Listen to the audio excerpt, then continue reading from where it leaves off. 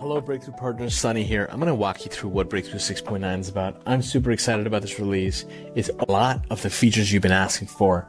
And the whole purpose of this is to build deeper engagement with your users and as well as optimizing the conversion rate of your users. They land on the app. Let's optimize that conversion funnel. So let's walk through it. I'm going to first quickly list the features and then I'll actually walk you through each one and how to set it up. So a few things on the top left here.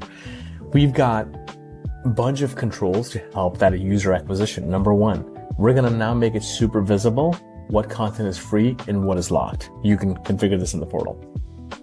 Next, we're going to make it very simple for people once they first download your app to be able to just take a look around. So before asking them to register, they can just look around. We're going to give them that method to do that. Another one, to be able to make a collection free and then everything in it just within that collection remains free. That is now available. Let's go over to the right. A lot of people have been asking for courses to make them a little bit more rich and as well as to make them non-sequential. So you don't have to unlock one after the other. If users are doing day one, then they have to do day one to unlock day two. Maybe they want to do things out of order. A lot of people use collections right now, but the problem with collections is you can't measure the progress. Now we have a thing called advanced courses, which basically has those both things. You have chapters, so you can create a lot of more of a rich experience, and as well as you can make it sequential or non-sequential. Moving to another request that was sent in, there's musicians with Breakthrough, there's meditation teachers that want to create an audio experience. This is like a user can hit play and it just kind of runs through the audio experience, a playlist, or maybe on Spotify, think of it basically having an album. Now you can make curated audio playlists.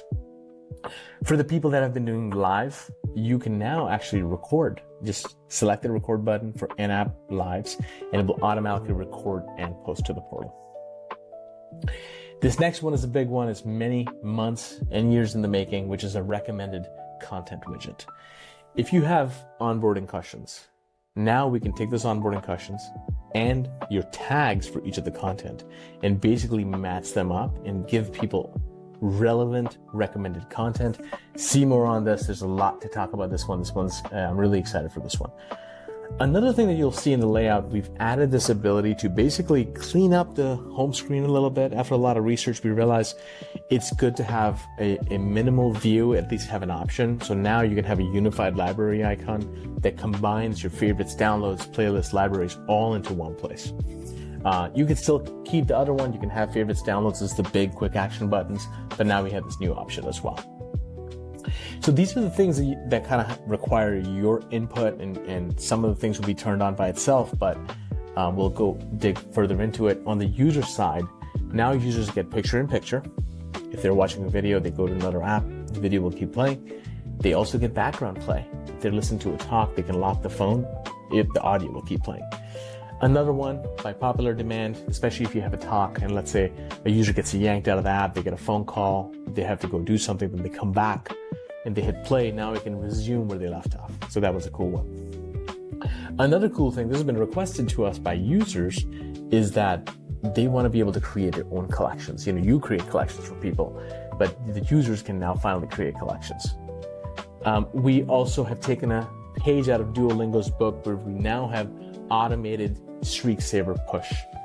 This is a push notification that gets sent, basically try to save people's streak, to remind them, hey, you're going to lose your streak. So this is a great new one. We're going to keep tweaking this. We have made massive improvements to Smart Search, and it's been rolled out for everybody. If you don't have Smart Search, please email us. We got to make sure that everybody has Smart Search. On the back end, we process everybody's content. This is super cool to help users find exactly what their intention is. We don't just do keyword match, it's a real intention match. A few more things on the polish side. This is just like some little bugs that are there and little like functionality improvements that I think would be really beneficial for the experience in the app. Now you actually have video thumbnails in the community, and as well as a nice community reply box that's improved, and a ton of little fixes. 3 ones to be mentioned. The release dates, there were some little bugs in there specifically for recipes that work now. And as well as if you're making a content widget based on a collection category, the content items were not in order. Now they are. So that was great. And as well as a lot of improvements for the habit tracker as well. So let's get deeper into it. I'm going to walk you through each one. Let's get going. So we're going to look at pre versus locked browsing without register. We'll first look at the browse without register. So let me give you this overview by looking at the Yoga Plus app.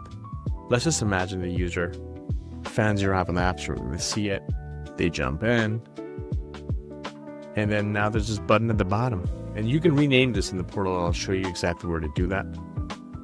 They click it, and then immediately you're thrown right into the app, so people can actually see what it is. And now when they click on anything, then they'll be asked to sign up. So that's browse without a register. Now let me show you the free and locked labels. So this is Hannah's app, Yoga Happy. And look right there, there's locks and free. And let's show you now how to customize this. If you head over to the portal, go into the general settings, right at the bottom, you'll see these two options. You can actually either turn off the locks, you can either have it on or turn it off. Same with the free labels. And you can do the same thing with both, and actually for the browse without register, you can rename what it says. You can also hide the browse without register as well.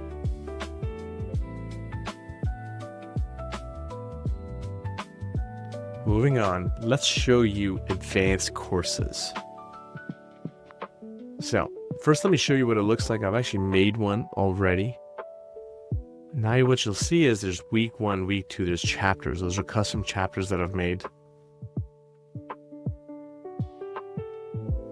It works the exact same way as courses. I can finish one and I see the progress as a user. Now what you can also do is make them non-sequential. This is what non-sequential would look like, where you can just play whichever as a user. Now let's go into the portal to show you how to actually set this up. So here we are in the portal, and we're going to click on under content and advanced courses. Let's just name our advanced course. Let's just say this is like yoga basics. And then we're going to select an image. And let's just put some description in place. Okay. And now you see progression type. You can select sequential or non-sequential. So if you want it to just be open, make it non-sequential. If you wanted to build on top of each day, make it sequential. We're going to fill the rest of the basic information like you would do in any other course. And now here's where you make the chapters. The chapters are really, we call them categories. So you can say category for the content, let's say week 1. And then I'm going to put a bunch of content under each. So let's just make all the categories first. Now you can click on week 1. Let's click on add content, and we'll actually get all of these populated right now. Now, I would suggest you can do the same thing. You can make like an intro category. You can make getting started category, depending on what your course is. If you have meaningful kind of sub-categorization of your course, you can do that. And that's it. We just made our course. We're going to go ahead and add it to a category. Exact same way like any other course before. We're going to add it to a category, and voila, now you have advanced courses.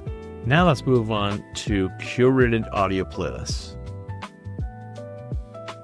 Again, let me first show this to you within an app. So we actually made an audio playlist in the Yoga Plus app called, what do we call this one?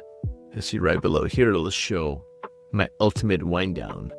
So see, this is just a collection of tracks. That it's the wind down tracks. Let's see, I'm going to play the first one, 10-minute breath work. And this brings up the audio player. You can see stuff about the audio, then automatically we'll move on to the next track. And then you actually the user can see with the little button on the left there, they can see what tracks are already there. And that's just playlist. So playlists already existed, but the key difference here is you can make the curated playlist and curated audio experience for your users. Let's just go how to set it up. We're back on the portal. We're going to go to playlists. That's a new type. And then, same, the usual process. We're going to fill in the information, put in the pictures, And then you just select audios. Go select audios, boom, boom, boom, whichever audios you want. And remember, it is only audios, you cannot do videos.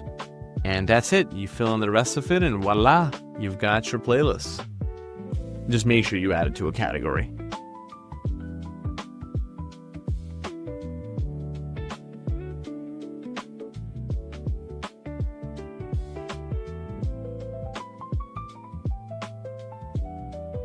Moving on, this is the big one, recommended content widget. Let me just show you what this looks like first. We're going to open up Jess Yoga. And, Jess has a ton of different content items. So let's just say the user has answered kind of the basic onboarding questions. And now based on these questions, we want to give them a list of classes that are recommended just for them. So if you scroll down all the way to the bottom, we actually place the widget right at the bottom, recommended for you. So that's just it. It just shows the algorithm in the app picks these content items based on the answers and the tags within the app, and I'll show you how to set it up. And you can visually show it bigger or small. So see, now we just kind of switched it to the bigger mode. Okay, now we're going to go into the portal to see how to set all this up. So what's really important to make sure that this works well is you've really thought through how you've set up your tags and your onboarding. So first we're going to go to tags. These are the tags that should basically be how users can filter your content.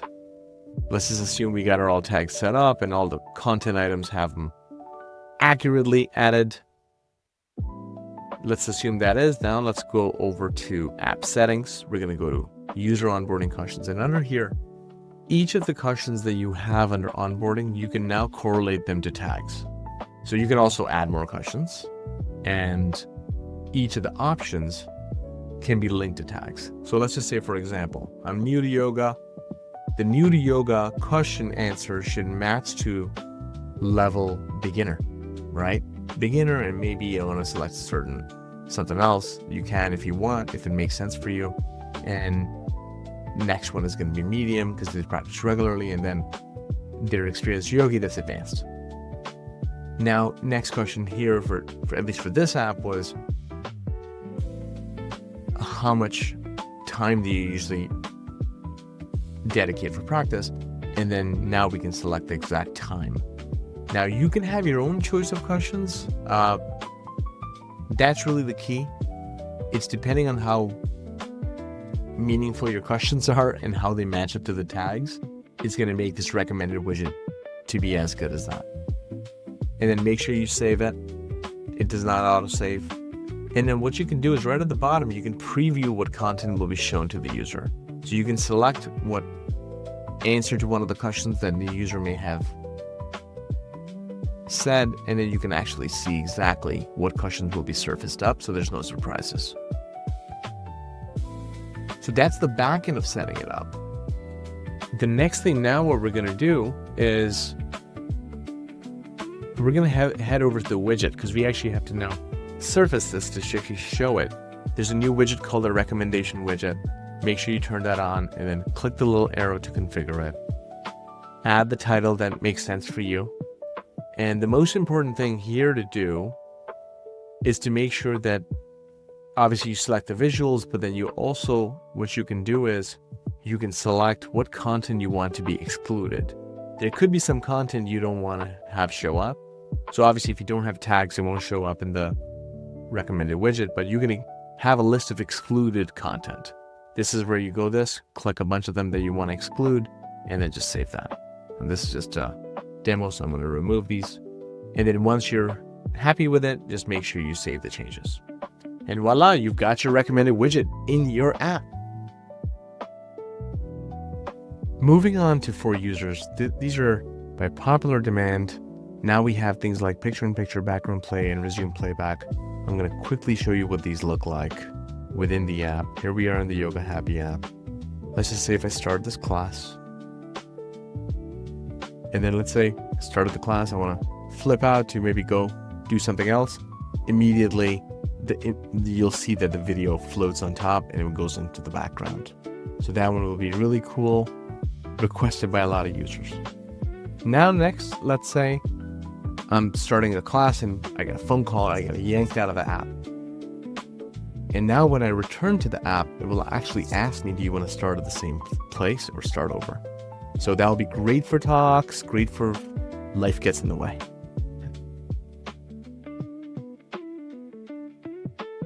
All right, my friends, thank you for watching that video. If you have any questions about this, please contact us. Email us at partner@breakthroughapps.io. I'll see you for the next release. Bye.